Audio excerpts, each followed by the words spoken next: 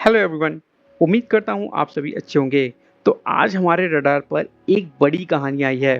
तो आज हम इस कहानी को देखेंगे, काफ़ी इम्पोर्टेंट है क्योंकि एक बैंक जो नए जापानीज पार्टनर के साथ मेकओवर मोड में है। तो इस स्टोरी में एक टर्निंग पॉइंट है। Let's decode this. क्या यस बैंक इंडिया का पहला large private bank under foreign control बन सकता है? इसका जवाब आपको इस अपडेट के एंड तक मिल जाना चाहिए।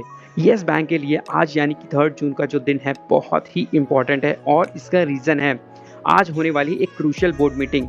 इस मीटिंग में कैपिटल इंडक्शन के मुद्दे पर बात होने वाली है। इक्विटी डे या हाइब्रिड मोड से भी फंड रेजिंग की प्रोबेबिलिटी है, लेकिन यस बैंक के लिए असली धमाका तो एसएमबीसी की एंट्री है। जापान के एसएमबीसी बैंक ने अनाउंस किया था कि फॉरेन बैंक यस बैंक में 20% स्टेक एक्वायर करेगा। स्टेट बैंक ऑफ इंडिया और दूसरे कंसोर्टियम बैंक से जो डील साइज थी वो 1480 करोड़ रुपए थी।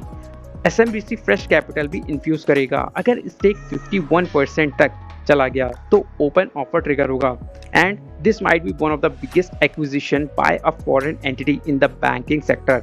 एसएमबीसी के आने से कॉर्पोरेट गवर्नेंस और कंप्लायंस स्टैंडर्ड और टाइट हो जाएंगे। इन्वेस्टर्स के लिए यह ट्रस्ट बिल्ड करता है। फ्रेश कैपिटल का मतलब है बैंक के पास लैंडिंग और एक्सपेंशन के लिए और पैसा होगा, या एमएसएमई लोन, रिटेल क्रेडिट और टेक इनोवेशन में यूज हो सकता है। अगर एसएमबीसी का इंटीग्रेशन सक्सेसफुल होता है तो यस बैंक की री-रेटिंग भी हो सकती है, यानी कि स्टॉक का वैल्यूएशन बेटर भी हो सकता है। यह डील बाकी फॉरेन बैंक्स को भी यह सिग्नल देगा कि इंडियन प्राइवेट बैंक्स में अब इन्वेस्ट करने का जो मौका है वो काफ़ी ईजी हो गया है।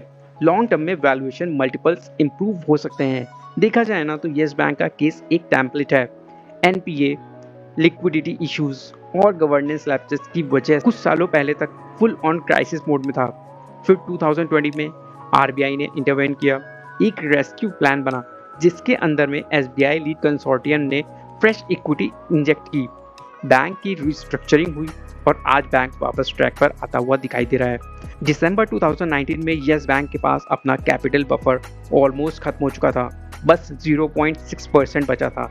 अब मार्च 2025 तक वो बफर बढ़कर 13.5% हो गया है और जहां पहले बैंक के 100 में से 17 लोन्स डिफॉल्ट हो जाते थे, अब वो नंबर सिर्फ 1.6 पर आ गया है। इसका मतलब है गवर्नेंस इंप्रूव हुई है, कैपिटल स्टेबल है और लॉन्ग टर्म ग्रोथ के लिए रनवे क्लीन हो गया है। और अब जब एसएमबीसी जैसे ट्रस्टेड ग्लोबल बैंक ने 20% स्टेक लेने का डिसीजन लिया है तो इससे 2 कंसर्न एड्रेस हो जाते हैं। पहला, यस बैंक में एसबीआई और बाकी बैंक्स को रिप्लेस करने के लिए टॉप ग्रेड इन्वेस्टर्स की तलाश खत्म हो जाएगी और कैपिटल इन्फ्यूजन से इन्वेस्टर का कॉन्फिडेंस भी बढ़ेगा। बट एक और इम्पॉर्टेंट एस्पेक्ट है, क्या यस बैंक और एसएमबीसी की ये डील ऐसी ही और भी डील्स के लिए दरवाजे खोल सकती है?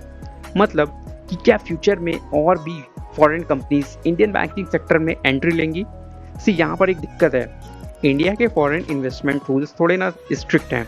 फॉर एग्जांपल, किसी भी इन्वेस्टर के वोटिंग राइट सिर्फ 26% तक ही अलाउड हैं और अगर कोई फाइनेंशियल इंस्टीट्यूशन जैसे कि फॉरेन बैंक इन्वेस्ट करता है तो वो सिर्फ 15% तक ही इन्वेस्ट कर सकता है।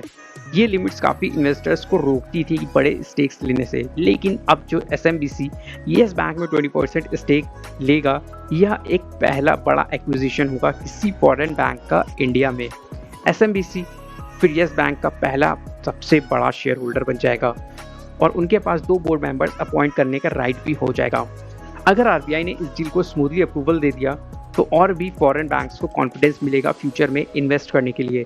इसलिए यह डील सिर्फ यस बैंक का रिवाइवल नहीं है, बल्कि एक लार्जर ट्रेंड की शुरुआत हो सकती है जहां पर global banks Indian financial system में डीपर पार्टनरशिप्स बनाना स्टार्ट कर सकते हैं। इन्वेस्टर के तौर पर आपके लिए मैसेज काफ़ी सिंपल है। फॉरेन कैपिटल, स्ट्रॉन्ग गवर्नेंस और नया ग्रोथ चैप्टर। यस बैंक की इस डील में तीनों का कॉम्बो मिल रहा है, एक कंप्लीट पैकेज है। क्या ये लॉन्ग टर्म इक्विटी गेम्स में ट्रांसलेट होता है या नहीं, ये देखना होगा। Let's wait and watch. अगर वीडियो पसंद आई हो तो वीडियो को लाइक करें, चैनल को सब्सक्राइब करें। मिलता हूँ फिर नेक्स्ट वीडियो में।